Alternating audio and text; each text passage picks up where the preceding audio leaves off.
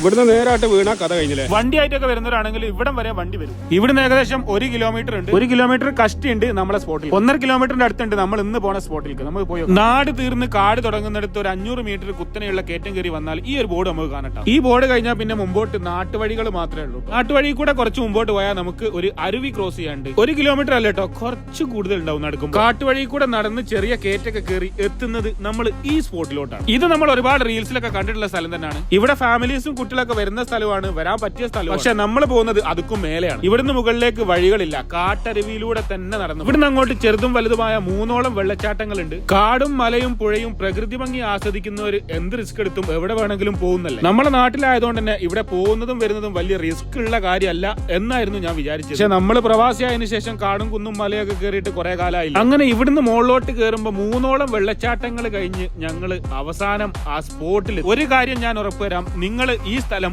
ഒരു വീഡിയോയിലും ഇതുവരെ കണ്ടിട്ടുണ്ടാവും. 2 ദിശകളിലൂടെ സഞ്ചരിച്ച് വന്ന 2 കാട്ടരുവികൾ ഒരു വെള്ളച്ചാട്ടത്തിലൂടെ ഒന്നാവുന്ന അപൂർവ കാഴ്ച. അതന്നെ ഒരേ ഫ്രെയിമിൽ 2 വെള്ളച്ചാട്ടം. സത്യം പറയാണ്, ഇവിടേക്ക് വരണമെങ്കിൽ ഒരു റിസ്കി യാത്രയൊക്കെ ചെയ്ത് വരുന്നവർക്ക് വരാൻ പറ്റുട്ടോ. കാരണം കുറച്ച് ദൂരമുണ്ട്, കുറച്ച് കുന്ന് കയറണം, മലയൊക്കെ കയറി പരിചയമുള്ളവർക്ക് ഈ വൈബ് കാണാം.